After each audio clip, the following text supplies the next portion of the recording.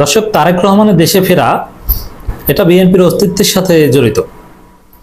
BNP শেষ ভরসা, শেষ কার্ড তারেক রহমানের দেশে ফেরা। যেমন বিএনপি এখন নানান সংকটে আছে, জনপ্রিয়তা নেই, চাঁদাবাজি কন্ট্রোল করতে পারছে না, ঘুষ এবং চাঁদার দাবিতে তারা নিজেরাই মিছিল মিটিং করছে, চরম বিতর্কিত, দলীয় অন্তর্কন্দল আওয়ামী লীগ ছাড়িয়ে গেছে। এখন গড়ে ডেইলি একজন লোক মারা যায়। বিএনপির দুই গ্রুপের সংঘর্ষে ঈদের নামাজ নিয়েও সংঘর্ষ হবে, কবরস্থানের কমিটি নিয়েও এরা মারামারি করে। এটা আওয়ামী লীগের এত ভয়ঙ্কর পরিণতি হয়নি ফ্যাকশনের ক্ষেত্রে। তো কোনোভাবেই বিএনপি নিজেদেরকে কন্ট্রোল করতে পারছে না, সবকিছু আউট অফ কন্ট্রোল। জনগণ তাদেরকে ট্রল করছে, ডক্টর ইউনূস নাকি তাদেরকে মিষ্টি হাসি দিয়ে বিদায় করে দেন, আবার হুমকি ধামকি দেয়, মানুষ ট্রল করে। সব জায়গায় বিএনপি ধরা যাচ্ছে। এই জায়গায় বিএনপির শেষ ভরসা, শেষ কার্ড তারেক রহমান দেশে ফেরা। মানে বিএনপি বলবে এটা, এই যে আমরা এটা পারছি না, সেটা পারছি না, এই জায়গার সমস্যা, এগুলো সব ঠিক হয়ে যাবে, তারেক রহমান দেশে আসলে সব ঠিক হয়ে যাবে। এখন দেখছেন যে বিএনপির জনপ্রিয়তা নেই, বিএনপির ভোট জ্যামিতিক হারে হ্রাস পেয়েছে। তারেক রহমান দেশে আসলে আবার সব ফিল আপ হয়ে যাবে, মেকআপ হয়ে যাবে। তারেক রহমান দেশে আসলে ঢাকার শহরে যে গণজোয়ার তৈরি হবে, তারপর থেকে বিএনপি আবার আকাশে ভাসবে। এটা হচ্ছে বিএনপির শেষ কার্ড, শেষ ভরসা। কিন্তু তারেক রহমান দেশে আসার পরে যদি বিএনপির এই অবস্থা হয় যে না, চাঁদাবাজি কমছে না, দুই গ্রুপে মারামারি ঠিক আগের মতোই হচ্ছে, একের পর এক লাশ পড়ছে, জনগণ তারেক রহমানকেও ট্রল করছে, মিস্টার 10% বলছে, হাওয়া ভবন বলছে, খাম্বা বলছে, তাহলে দেখবেন বিএনপির শেষ বর্ষ শেষ। এখন তো বলতে পারে যে তারেক রহমান আসলে ঠিক হয়ে যাবে, তখন কি বলবে? তারেক রহমান তো এসেছে, তারপরে যদি এই অবস্থাটা হয়। মূলত এই কারণেই এই তারেক রহমান আসছেন না, যে না এটা আমরা হাতে রেখে দিই, যত সমস্যা করুক, আমি এসে বলে দিব এখন থেকে আর হবে না। এই জন্য নির্বাচনের আগে আগে আসবে, বলবে যে এখন থেকে আর হবে না, আমাকে ভোট দিন, এই সুযোগে জিতে যাবে। অথবা যখন নিশ্চিত হবে যে না নির্বাচনে তারেক রহমান জিতবে, তখন তিনি আসবেন। এটা হচ্ছে বিএনপির মেকানিজম। এছাড়া যত কথাবার্তা বলবে যে না তারেক রহমান দেশে আসবেন, এই আসতেছে নমুক্ত, এগুলো সব ভুয়া। একটা খবর, 3 মাসেরও কম সময়ের মধ্যে দেশে ফিরছেন তারেক রহমান। এই কথা কত বলেছে? 2022 সালে 10 ডিসেম্বর না 11 ডিসেম্বর নাকি তারেক রহমান দেশে ফিরেন, এই কথা বলেছিল না? 2022 সালের পর আজকে 2025 সাল, দেশে ফিরতে পারেনি। 5 আগস্টের পর বলেছিল যে খুব শীঘ্রই তারেক রহমান দেশে ফিরবেন। আবার একটা খবর, বিএনপির লোকজন পরিকল্পিতভাবে চাউর করে দিয়েছে, বাড়ি দ্বারা একটা বাসা ঠিক করা হচ্ছে তারেক রহমানের জন্য, রং টং করা হচ্ছে নাকি যে এখানে আসবেন, অথচ আসার কোনো খবর নাই। রোজার মধ্যে বলেছিল এই রোজার ঈদের পরেই যাবে, এখন কোরবানির ঈদও চলে আসলো, কিন্তু তারেক রহমানের কোনো খবর নেই। এখন বলছে 3 মাসের মধ্যে, 3 মাসের পর বলবে যে সামনের ঈদের পরে। এখন এই 3 মাসের আলোচনাটা এখন কেন আসছে? প্রফেসর ইউনূস লন্ডনে যাচ্ছেন, যদিও সরকারের পক্ষ থেকে বলা হচ্ছে যে এখন পর্যন্ত তারেক রহমানের সাথে ডক্টর ইউনূসের বৈঠকের কোনো তথ্য সরকারের কাছে নেই। ভারপ্রাপ্ত পররাষ্ট্র সচিব এটাই বলেছেন, কিন্তু ইন রিয়ালিটি তারেক রহমানের সাথে প্রফেসর ইউনূসের বৈঠক হবে, এটা মোটামুটি নিশ্চিত আমরা। এবং ওই বৈঠকের একটা উদ্দেশ্য হচ্ছে তারেক রহমানের সাথে বৈঠক, মানে সফরের। অতএব আর তারেক রহমানও মুখিয়ে বসে আছেন, তো সেখানে তারেক রহমানকে দেশে আনা এটা ডক্টর ইউনূসের জন্য প্রয়োজন হতে পারে। কারণ বিএনপি একদম ভারতের ফাঁদে পড়েছে, বা ভারতপন্থীরা দল চালাচ্ছে। এখন তারেক রহমানও টোটাল অনেকটা রয়ের প্রেসক্রিপশনে চলেন, কিন্তু মজার বিষয় হচ্ছে তারেক রহমান রয়ের প্রেসক্রিপশন চললেও তারেক রহমানকে চূড়ান্তভাবে বিশ্বাস করে না। জিয়া পরিবারের কাউকে কখনো বিশ্বাস করবে না, চালাবে, বুদ্ধি দিবে, আশ্বাস দিবে, কিন্তু চূড়ান্তভাবে বিশ্বাস করবে না। এই জন্য ইউনূস মনে করতে পারেন যে তারেক রহমান দেশে আসলে অ্যাটলিস্ট ভারতপন্থীদের হাত থেকে তো বিএনপি কিছুটা হলেও বাঁচে, অথবা বিএনপির যে বেপরোয়া ভাব কিছুটা কমবে। এই জন্য তাকে আনার জন্য বিভিন্ন আশ্বাস দিতে পারেন। এখন তারেক রহমান কেন দেশে আসতে পারছেন না, বিএনপি কিন্তু সুনির্দিষ্ট কিছুই বলতে পারছে না। কেউ বলছেন যে সরকারেরই কেউ আসতে দিচ্ছে না, এবং তারেক রহমানের দেশে আসার প্রতিবন্ধকতা দূরীকরণ বিষয়ে প্রেস ক্লাবে সেমিনারও করে তারা। তো দর্শক, ঠিক আছে, এখন বিএনপির লোকজনকে যদি আপনি সুনির্দিষ্টভাবে যদি প্রমাণ করে জিজ্ঞেস করেন কেন আসে না, তাহলে তারা উত্তর দিবে যে সরকারের কেউ আসতে দিচ্ছে না বা নিরাপত্তার সময়। ঠিক আছে, ডক্টর ইউনূস এখন লন্ডনে যে যদি আসা যায় তাহলে কি আসবে? এই জন্য এখন বিএনপি 3 মাসের এই চাউট প্রচার করেছে যে না 3 মাসের মধ্যে আসবে। কারণ ডক্টর ইউনূসের একটা আশ্বাস দিতে পারে, আর ডক্টর ইউনূস সরাসরি জিজ্ঞেস করতে পারে যে আপনি কেন যাচ্ছেন না, কেন যাবেন না, যুক্তিটা কি, আপনার সমস্যাটা কোথায় বলেন, আমি দেখি। তখন এদিক ওদিক আর এই দান্দাবাজির রাস্তা না খুঁজে আসার প্রয়োজন হতে পারে। আর যদি আসেন তাহলে নির্বাচনের বেশ আগে আসলে দেখবেন যে বিএনপির শেষ বর্ষা শেষ হয়ে যাচ্ছে। কারণ তারেক রহমান আসলেও বিএনপির এই অবস্থায় থাকবে, তখন তারেক রহমান সহ বিএনপি পৌঁছবে, তখন শেষ পুঁজিটা আর থাকলো না, শেষ পুঁজিটা শেষ হয়ে যাবে। বিএনপির ভারপ্রাপ্ত চেয়ারম্যান তারেক রহমান 3 মাসেরও কম সময়ের মধ্যে লন্ডন থেকে দেশে ফিরছেন বলে জানিয়েছেন বিএনপি স্থায়ী কমিটির সদস্য সালাউদ্দিন আহমেদ। আর এরকম কথা আরো 3 মাস আগে বলা হয়েছিল। সালাউদ্দিন বাপ বললো এটা বিশ্বাস করছে, তা খালেদা জিয়া বললো বিশ্বাস করি না। তারেক রহমান অমুক সময় দেশে আসবেন এটা যেই বলুক বিশ্বাস করি না। যদি আসে তাহলে আসতে বাধ্য হবে, আসলে বরং এরা ক্ষতিগ্রস্ত হবে, শেষ মেকানিজমটা, শেষ পুঁজিটা শেষ হয়ে যাবে। গত বুধবার 4 জুন দিবাগত রাতে নিজের ফেসবুক অ্যাকাউন্টে একটি ভিডিও পোস্ট করেছেন কলকাতার বাংলাদেশ উপ হাই কমিশনের প্রথম সচিব প্রেস মোহাম্মদ তরিকুল ইসলাম ভূঁইয়া ওরফে তরিক চয়ন। সেই ভিডিওতে সালাউদ্দিন আহমেদ তারেক রহমানের দেশে ফেরার এই তথ্য দিয়েছেন। আচ্ছা, তারেক রহমান দেশে ফিরবে এটা ওই এভাবে জানতে, কলকাতার একজনের ফেসবুক পোস্টে কেন জানতে হবে, হোক তিনি বাংলাদেশি? এটা ধোঁয়াশা আছে, কথার কথা বলছে, বিভিন্ন চাউল ছড়াচ্ছে। যদি ইউনূসের আশ্বাসে আসতে বাধ্য হয় বা ইউনূস যদি নিয়ে আসেন, তখন বলতে পারবেন আমরা এটা তো আমাদেরই আগে আসার প্ল্যান ছিল, আমরা তো আগেই বলেছিলাম 3 মাসের মধ্যে ফিরবেন। এটা হচ্ছে সব বিএনপির বাটপাড়ি। দেশে আসার মতো মুরদ বা সৎ সাহস নেই যে না দেশের সন্তান দেশে ফিরবে, কোনো হিসাব নিকাশের ঊর্ধ্বে। এখানে রাজনৈতিক লাভ ক্ষতি হিসাব করছে তারা। যেমন আপনারা দেখেছেন যে সালাউদ্দিন আহমেদ গুম কেস ফাইল করবে কি করবে না, রাজনৈতিক লাভ ক্ষতি হিসাব করেছে। গুম কেস ফাইল না করার মধ্যেই লাভ ছিল, কিন্তু শেষ পর্যন্ত এই পিনাকি ইলিয়াসের যে চাপাচাপি, এতে মান সম্মান যায়, শেষ পর্যন্ত গুম কেস ফাইল করতে হয়েছে। ভিডিওতে উপস্থাপিকা বলেন, আরেকটি প্রশ্ন না যেটি না করলেই না, অনেকেই অপেক্ষায় আছেন বিএনপির ভারপ্রাপ্ত চেয়ারম্যান তারেক রহমান কবে দেশে আসবেন। এই প্রশ্নের জবাবে সালাউদ্দিন আহমেদ বলেন, এখন বলতে পারি যে উনি খুব শীঘ্রই দেশে ফিরবেন ইনশাল্লাহ, তবে দিন তারিখ বলতে পারবো না। আসলে সৎসাহস থাকলে যে কোনো সময় আসতে পারেন। 5 আগস্টের পর একদিন ওয়েট করা প্রয়োজন। মাহমুদুর রহমান থেকে শুরু করে সবাই এসেছেন যারা জেল খাটতে যায়। তারেক রহমান কোর্ট আদেশ দিলেও কেউ সাহস করতো না তাকে জেলে ঢোকাতে, অটোমেটিক্যালি বিচারক তাকে সব প্রেসিডেন্স লঙ্ঘন করে তাকে জামিন দিয়ে দিত। কিন্তু তারেক রহমানের সাহস নেই, এটা রাজনৈতিক লাভ ক্ষতি হিসাব করছে এখানে। এটাই হচ্ছে অসততা। দেশের সন্তান দেশে ফিরবেন, এটাই হচ্ছে সততা, যদি জীবনের ঝুঁকি না থাকে।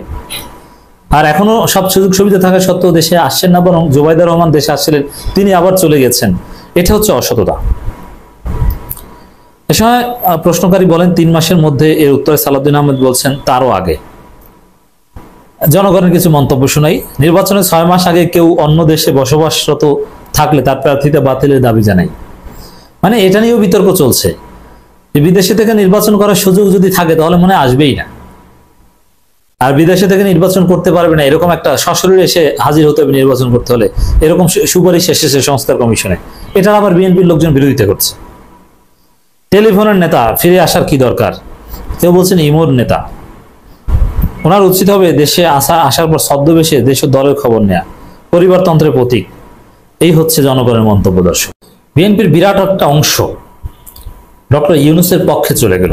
হ্যাঁ, বিএনপি তো এখন ইউনূসের বিরুদ্ধে, কিন্তু একটা অংশ ইউনূস সরকারের সুযোগ সুবিধা পেয়ে, পোস্ট পজিশন পেয়ে, বিএনপির পদধারী একদম কাছের এবং বিএনপির খুব বিশ্বস্ত, তারা এখন ইউনূস সরকারের পক্ষে, মানে বিএনপির বিরুদ্ধে। বিএনপিকে এখন তারা নসিহত করছে। বিএনপি যাদেরকে এই সরকারের পোস্ট পজিশনে বসিয়েছে, বিএনপির লবিং এ যারা পোস্ট পেয়েছে বিএনপি কোটায়, সবাই না, তারা অনেকে এখন বিএনপিকে নসিহত করছে যে ভালো হয়ে যান, নইলে কিন্তু আপনাদের অবস্থা হবে আওয়ামী লীগের মতো। অবাক হচ্ছেন, এটাই সত্য। ইউনূসের মধ্যে একটা সম্মোহনী শক্তি আছে, তার যে মোটিভেশনাল পাওয়ার, তার কাছে গেলে অনেকে গলে যায়।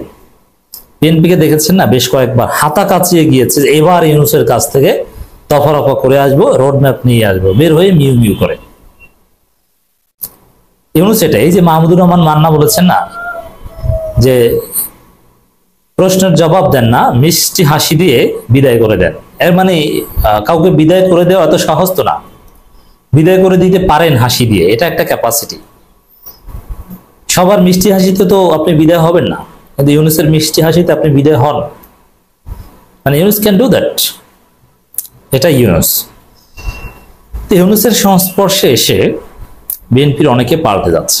এমনকি ইঞ্জিনিয়ার ইশরাককে যদি মেয়র পদে বসাতো, এরকম একটা পরিকল্পনা ছিল যে প্রায় 100 জনকে বিএনপির সরকারের ভেতরে এই বিষয়ে আলোচনা হয়েছিল এবং বিভিন্ন গোয়েন্দা সংস্থা এগুলো নিয়ে কাজ করেছিল যে 100 জন বিএনপি নেতা তাদেরকে সরকার বিভিন্ন পোস্ট পজিশন দিয়ে, তরুণ বিশেষ করে, কাউকে ফেডারেশনের সভাপতি বানাবে মন্ত্রী মর্যাদায়, বিসিবি, ফুটবল ফেডারেশন, মেয়র অথবা প্রশাসক, নানান জায়গা আছে। অ্যাটর্নি জেনারেল তো পদ একজনকে দিয়েছে, এরকম নানান কিছু আছে যে কাউকে রাষ্ট্রদূত দিয়ে, যেমন এই মুশফিকুল ফজল আনসারী ছিল বিএনপির লোক, এখন কিন্তু তিনি ডক্টর ইউনূসের লোক।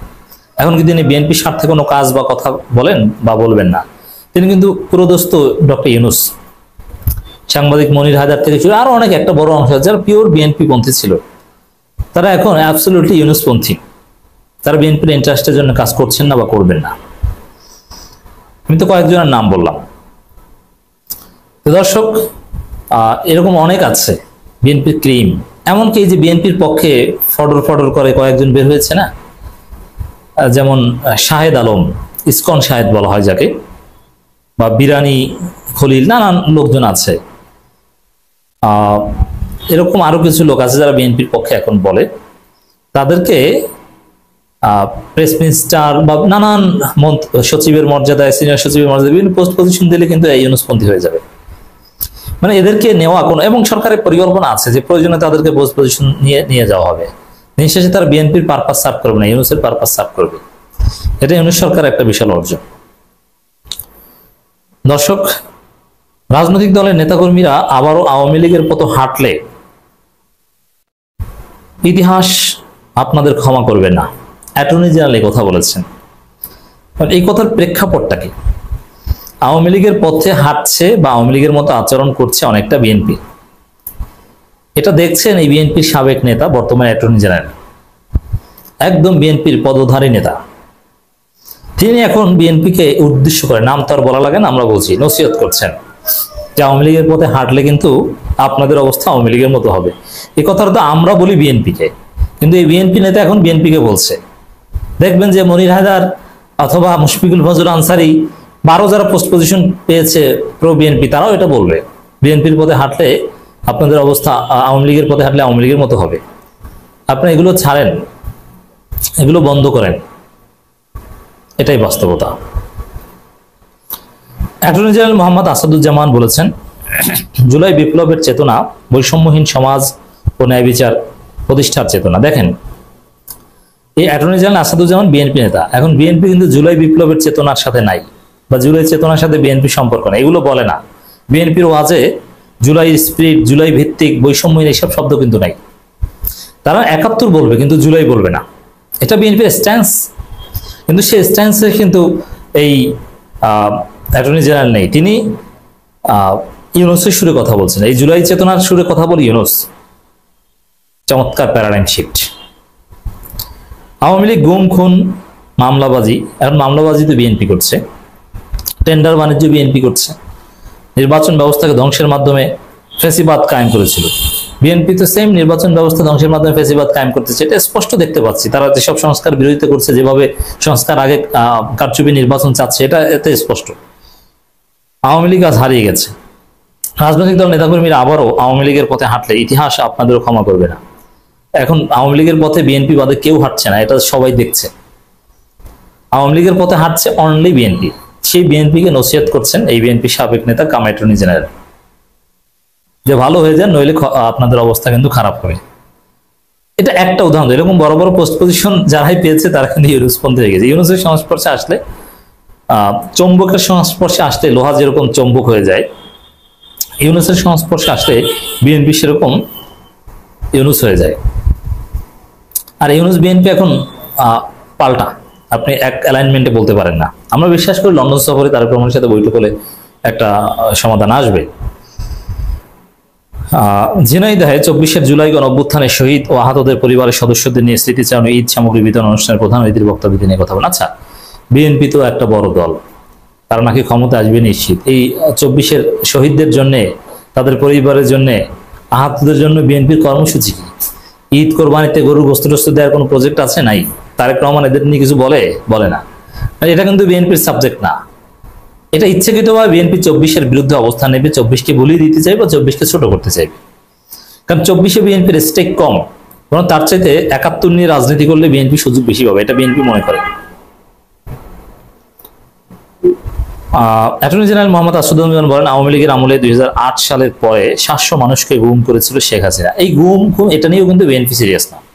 এজন্য আপনি দেখেছেন যে সালাউদ্দিন আহমেদের মতো একটা ট্রান্সন্যাশনাল গুম কেস বিএনপি সাবমিট করে অনেক পরে, অনেক লেটে গিয়েছে। কেন সালাউদ্দিন আহমেদ এত লেটে গুম কেস ফাইল করতে গিয়েছেন ট্রাইব্যুনালে? সালাউদ্দিন আহমেদ বিএনপি এবং তার নিজের হিসাব নিকাশ দেখেছেন যে আমাকে গুম করেছে, আমাকে তো নির্যাতন করেনি, অতএব এটার বিচারে কিছু নেই, আমি তো রাজার হালে ছিলাম। কারণ দেশে যারা ছিল তাদের চাইতে ভালো ছিল, আর দেশে যারা ছিল তারা জেল খেটে পালিয়ে থেকে কখনো কখনো টিয়ার শেল খেয়ে যা হতে পারেনি, যে পোস্ট পায়নি, সেটা রাজার হালে উন্নত গেস্ট হাউসে থেকে উন্নত জীবন যাপন করে সালাউদ্দিন আহমেদ এখন পাচ্ছেন, মানে তিনি মহাসচিব হচ্ছেন। এর চেয়ে কি দরকার? অতএব এটা নিয়ে ঝামেলা করার তো দরকার নেই। গুম কেস কেন ফাইল করবো? আমার কোনো সমস্যা আছে? কিন্তু ওই পিনাকি ইলিয়াসের চাপে করেছে, মানে এগুলো নিয়ে কথা বলাও কিন্তু বিএনপির ফিলোসফি না, যে গুম টুম ওগুলো বাদ, ওটা নিয়ে আমরা সিরিয়াস না। কিন্তু অ্যাটর্নি জেনারেল কিন্তু বলতে হচ্ছে, বা বিএনপির হয়ে যারা সরকারে আসছেন তারা এগুলো নিয়ে বলতে হচ্ছে। এর মানে ইউনূস সাহেবের যে প্রায়োরিটি লিস্ট বা ইউনূস সরকারের যে ফিলোসফি, এটার উপর ভিত্তি করে কথা বলতে হচ্ছে, এটাকে প্রায়োরিটি দিতে হচ্ছে। উল্টা বিএনপিকে নসিহত করতে হচ্ছে যে আওয়ামী লীগের মতো হইেন না, অথচ তারাই বিএনপির বড় নেতা ছিল। তো এভাবেই দর্শক, আবার ওই শাহরিয়ার আলম সাম্যের ভাই দেখেছেন, তিনিও ছাত্রদলের কেন্দ্রীয় নেতা ছিলেন, এনসিপিতে যোগ দিচ্ছে। তো বিরাট একটা অংশ বিভিন্নভাবে ইউনূসের পক্ষে যাচ্ছে, আর একটা অংশ নিষ্ক্রিয় হয়ে যাবে। যেমন আম্মা গ্রুপের যারা বিএনপির এই মঈন খান কিংবা আরো যারা আছে, ডক্টর খন্দকার মোশাররফ, তারা দেখবেন যে নিষ্ক্রিয় হয়ে যাচ্ছে।